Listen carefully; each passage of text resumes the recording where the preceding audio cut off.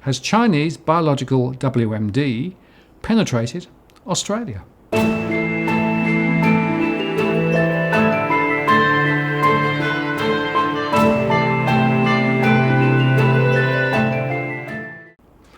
Martin North, John Adams, in the interest of the people. Hello, John. Hello, sir. An emergency post.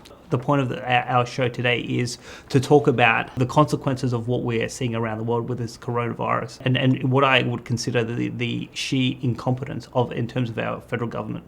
So what really caught my attention was 2 or 3 days ago, there was some footage of a plane coming from the affected area in China, landing in Sydney, and the passengers on that plane were allowed to get off the plane. And now we are seeing cases of the coronavirus being picked up in Sydney and Melbourne, and there could be a whole host of other potential cases that are spreading throughout the country. Given that it's the Australia Day long weekend, a lot of people are not sort of tracking the coronavirus closely. So I've been looking at this very closely for the last 48 hours, and there are some serious pieces of information to communicate to the audience. But it's also to call out again, we are just seeing so many bad decisions from our political leadership and in terms of our bureaucrats. So we've been talking about the incompetence around the economy and the allowance of this debt bubble to get out of control.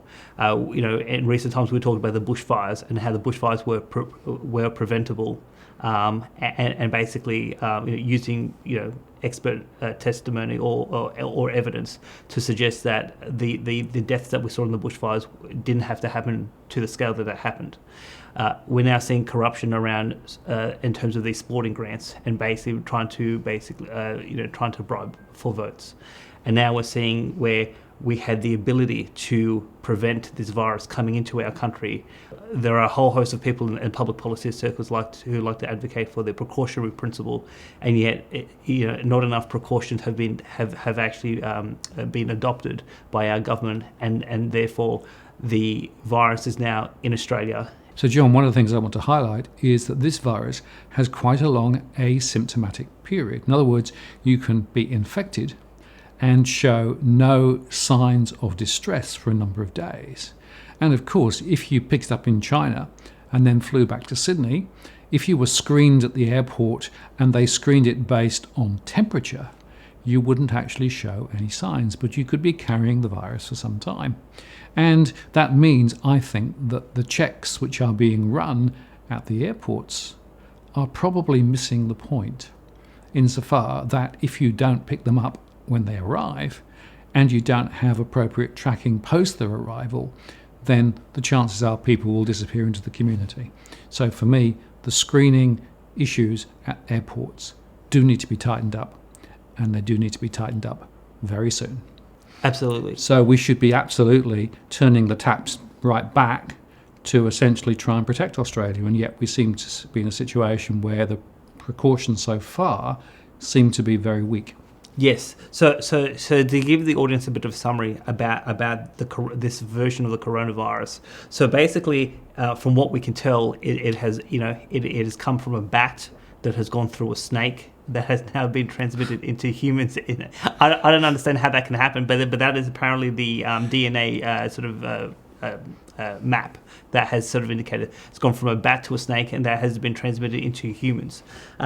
So what we know is that this is what they call now a 4th generation virus. So what that means is that if I had a virus and then you got it, you are the 2nd generation. So and then if you pass it on to someone who passed it on to someone, that's a 4th generation virus. So that's what we understand it to be. The early estimations about is the ability of this virus to transfer. So the critical number is in terms of 1. So if someone's infected and they're going to infect less than 1 person, well then the virus will die out. If it's a 1-to-1 transferability rate, so if I get it and I'm going to pass it on to 1 person, well then that has the potential to really spread throughout the population. So the initial estimates, particularly coming out of the United Kingdom, is that this has a transferability rate of about 2.6. So that has the ability to go quite exponential. And to give some historical precedent, the Spanish flu in 1918 that killed about 20 million people worldwide, they had a transferability rate of about 1.8. So this is more contagious than the Spanish flu, and from the initial reports that I've been hearing, this is more contagious than the SARS sort of crisis that happened in the last 10-15 years. Now, so a couple of other key stats. I mean, once people are affected by this virus, those who need critical medical attention is anywhere between 10 to 20% of those infected. Now, in terms of those who may suffer death, now it's been estimated that it's roughly around 3%. Some of these estimates are coming out of China. There are concerns that the Chinese are underestimating, how potent that this virus may be. It appears that this perhaps may be less potent than in terms of SARS, but more contagious. But on the other hand, what we are seeing out of China is an unprecedented mobilization. 56 million people have been locked down. In the city of Wuhan, basically no one is allowed in the city, no one is allowed out of the city, and there's 11 million people that is basically in that city. So New South Wales has about 12 million people. So think about the population of our state. Basically, the government is saying you're not allowed in, you're not allowed out of the state. So we are talking huge amounts of things that are happening there. And the other thing that should be pointed out is that, like we said before, at least a 5-day incubation period. Once you start to get sick, it may take another 4 or 5 days before you feel that you need to actually go see a medical doctor. So it could be at least a week and a half, if not longer, before you could actually be diagnosed with the virus. And then in that 10-day period, depending on how many people you have come in contact with, it could have spread to quite a few people. Now, there was a report earlier this afternoon by the ABC that's suggesting that Australian authorities are trying to chase down who were on these planes coming from Wuhan, and so far they haven't come up with all the passengers that have basically been on that plane. But on the other hand, so a couple of points to make to point out. So Senator Rex Patrick from South Australia put out some very informative tweets this morning. The Prime Minister has been putting out a couple of press releases over the last few days in terms of this situation. He has taken no action to stop planes from coming in Australia. What I would say, there have been some politicians like Charles Smith from the Western Australian Parliament who we interviewed in 2019. He's called for planes to stop coming into China, from China into WA. So even though some politicians have said, let's actually, stop planes from coming in, the planes are still coming from China into Australia. The government, our government, basically did not do anything to stop any planes from not entering Australia from Wuhan. But the Chinese president actually made the decision that no planes are to leave that province to go anywhere in the world. So here we are relying on our government to actually look after us, and yet it was actually the action of the Chinese president who actually, potentially, may have stopped, some of the spread in terms of the virus coming to Australia. But having said that, 43 scheduled flights from China have come into Australia today on Australia Day, when you look at how this virus may have spread right across China. So there have been cases being picked up in other Chinese cities, other provinces.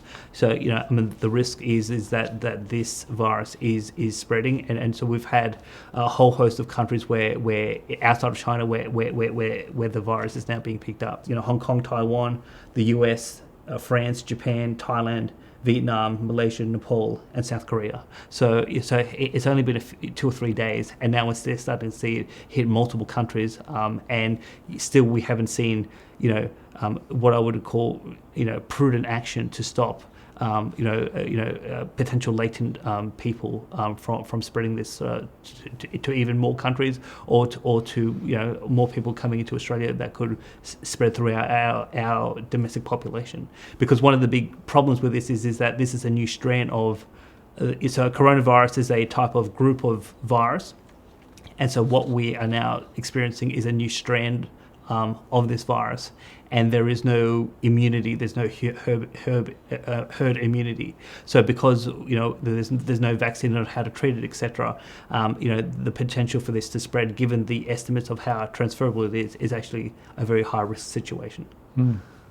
Yeah, and there's a lot of unknown unknowns, of course, at the moment. But nevertheless, we should, I think, be taking a relatively conservative view as to the potential risks, and therefore we should be tightening the screws down. The Chinese president has gone public and said this is a grave situation. The virus, it is actually accelerating in terms of its speed. So the fact that their own president is saying that this is spreading with accelerated speed, I think that is quite concerning. So basically, we're seeing 30 provinces in China that have now been declared a level 1 emergency, which is the highest level. Hong Kong has declared a state of emergency. And basically you have, I've seen estimates anywhere between 48 million to 56 million people being locked down because they are very nervous about this virus spreading right throughout the Chinese continent. So how do you square that then with the CMO here basically saying there's no real risk at the moment? Yes. So when I look at what our Prime Minister has done and what our government, what the decisions we're getting out of government, it seems to me that they have heavily relied on the World Health Organization, which has not declared this to be a global pandemic crisis or an emergency. Now, there are some reports from various experts to say that the World Health Organization may be involved in bureaucratic sort of games, etc. So they may be a little bit slow off the mark. In terms of our Chief Medical Officer, it looks like he's the key source of information that is guiding the Australian government. He said, quote, "No evidence this virus is being transmitted into Australia." Well, that quote was given yesterday, and now we are seeing at least one case in Melbourne, at least 3 cases in New South Wales, and there are testing throughout the country, and obviously this quote was given by the Chief Medical Officer after this plane from Wuhan landed in Sydney. So it beggars belief that a medical practitioner could say this, and yet we could see Channel 9 reporting that planes are actually landing from the affected area. So obviously we hope for the best, and we don't we obviously want to be sort of protected. But in terms of someone like me with 2 little kids who need to go about doing their sort of daily business, you place a lot of faith in the Prime Minister, the Parliament, to actually get these decisions right. And we're seeing too many areas of public policy, like what we discussed before, the bushfires, or in terms of this situation, the economy, etc., where bad decisions are being made, and the prudence, the responsibility, the maturity that you need to run an effective government, it is just absent from Canberra, and I've lost basically all forms of confidence that we're being run properly. Yeah, and of course, if subsequently we see significant increases in infections and more people, getting caught up in this, then it will be another example of too little action, too late. I guess the other point is there is some speculation that the source of the virus might actually be rather different from what was originally positioned. Yes. So I think on multiple fronts we're getting a whole host of different information. So for example, so the official count is we've seen about 56 people die, about 2,000 cases worldwide. There are estimates out of the UK who believe that 2,000 is too conservative, that the real estimate is about 6,000. We're also seeing some reports, and perhaps this is quite sensational, but who really knows, that a nurse on the ground in the affected area is saying that the real infection rate is about 90,000 people, and the Chinese government is actually are downplaying what the real sort of spread of the virus is. Now, that video was picked up by the Daily Mail. It is very hard to put a accurate read as to whether that's an accurate video or not. But we're dealing with a government that has a history of secrecy and not being particularly transparent. So given that history, it's hard to judge as to whether we're being fed all the correct information or not, particularly when the Chinese themselves, they are planning to build at least one hospital with 1,000 beds within a 6-day period. Now, when we talk about when we talk about construction standards, I mean, what's the quality of the hospital that's built in 6 days that's going to deal with 1,000 patients? But the fact that they are mobilizing to that degree suggests that there is something serious happening. Now, in terms of the source of the virus, so we've been told a couple of things. So one is that it has come from a seafood market, and that's where the source is. Now, some of the world media, particularly the Western press, have taken that and reported that. I've seen some other reports that said that some people who had the virus initially, who were tested, never had any contact with the seafood market. So there's a question as to whether the seafood market is or is not the source. What about the other source? So some people have said it might be from a Chinese laboratory. Yes. The other thing to consider is that Wuhan has been designated as having a civilian laboratory. It's called the Wuhan National Biosafety Laboratory, and was set up early in 2018. And this is the only designated site in China that is allowed to study a whole host of these deadly viruses. So there are some rumors that it's come from this particular lab. Now, the interesting thing is that so this lab is a civilian operation. But there are reports coming from a couple of sources. One is Free Asia Radio, another one is coming from the Washington Times. And there is a belief that the Chinese government has a secret WMD biological program, and they have been using these civilian labs to actually do testing for their military-grade biological weapons. But they interviewed a former Israeli military officer who's a lieutenant colonel who has studied Chinese biological warfare, and who actually has a doctorate in medical microbiology. And he basically said that this is the only place, if the Chinese were ever going to have a WMD program for biological weapons, this laboratory, which is only about 32 kilometers or 20 miles away from the seafood market, this is the only place in China where it could actually be. People who have talked about this virus on social media, because the first reports of this were initially surfaced at the beginning of December. So if people talked about it on social media, they were arrested. If journalists reported about this whole situation, the journalists got arrested as well. So the fact that the Chinese have been trying to suppress in terms of the information and in terms of the crisis. So people reading that is that there is something more sinister or there is something more significant about the origins of this virus that the Chinese government didn't want out among its own domestic population or for the world media to actually pick up. So we don't actually know whether it's come from the seafood market, has it come from the civilian side of the lab, has it come from the military side of the lab, and obviously I'm not a biological expert. When we see a former Israeli military intelligence officer who has deep expertise in this area, when he is suggesting that there is potentially a WMD agent that has been leaked out of a lab,